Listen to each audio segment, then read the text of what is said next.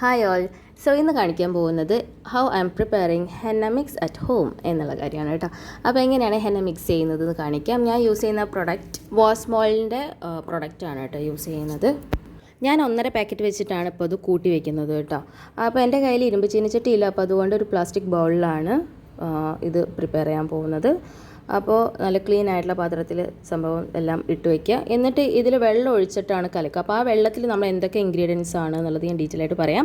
എൻ്റെ പ്രശ്നം, ഞാൻ ഹെന്ന ചെയ്യാൻ കാരണം ഇമ്മിച്ചോഡ് ഗ്രേ ആണ്. അപ്പോൾ അതുകൊണ്ട് ഞാൻ കൂടുതലും കറിവേപ്പിലയിലാണ് ഫോക്കസ് ചെയ്യാറ്.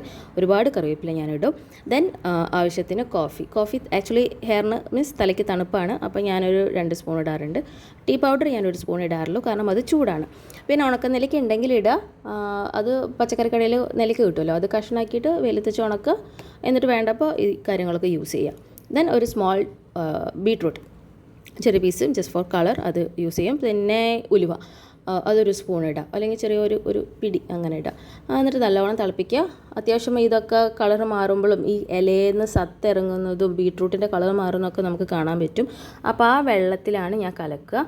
ഓക്കെ. പിന്നെ ചായപ്പൊടി കാപ്പിപ്പൊടിയൊക്കെ സെപ്പറേറ്റ് നിങ്ങൾക്ക് വേണമെങ്കിൽ തിളപ്പിക്കാം. ഓക്കെ.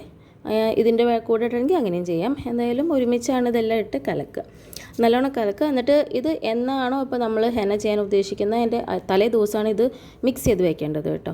അപ്പോൾ മിക്സ് ചെയ്യുമ്പം ഇത്രയും കാര്യങ്ങൾ ചെയ്യുക വെള്ളത്തിൽ. ദെൻ നെക്സ്റ്റ് ഡേ നമ്മൾ യൂസ് ചെയ്യേണ്ട കാര്യങ്ങൾ എന്തൊക്കെയാണെന്ന് വെച്ചാൽ കേട്, ഓക്കെ, തൈര് ഞാൻ 2 സ്പൂൺ ഇടാറുണ്ട്. ഡിപ്പെൻസ് അപ്പോൺ അങ്ങനെ നിങ്ങൾക്ക് വേണമെങ്കിൽ നിങ്ങളുടെ മുടിക്ക് അനുസരിച്ചിട്ട് എത്ര നീളമുണ്ടോ അതിനനുസരിച്ച് ഇടാം. പിന്നെ ഒരു ചെറിയ സ്പൂൺ ലെമൺ ജ്യൂസ്. പിന്നെ ഞാനൊരു മുട്ട ഫുള്ള് ഇടാറുണ്ട്.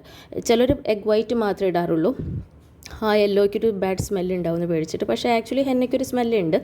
അപ്പോൾ ഇതിൻ്റെ യെല്ലോന് സെപ്പറേറ്റ് ഒരു ബാഡ് സ്മെല്ല് ഫീൽ ചെയ്യില്ല.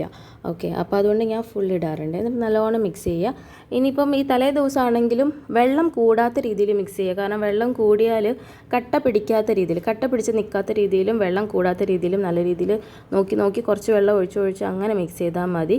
ഈ ചപ്പാത്തിക്ക് കുഴയ്ക്കണ പോലെ അതേപോലെ തന്നെ ശ്രദ്ധിച്ച് വേണം ചെയ്യാനായിട്ട്. കാരണം വെള്ളം കൂടിയാലും പ്രശ്നം, കുറഞ്ഞാലും പ്രശ്നമാണ്. കൂടിയാൽ ഭയങ്കര പ്രശ്നമാണ് കേട്ടോ. കാരണം എന്താ വെച്ചാൽ ഇട്ട് വെച്ച് അങ്ങനെ മേതിക്ക് ഒലിക്കും, അപ്പോൾ ഡ്രസ്സിലൊക്കെ ആവും, ബുദ്ധിമുട്ടാണ്.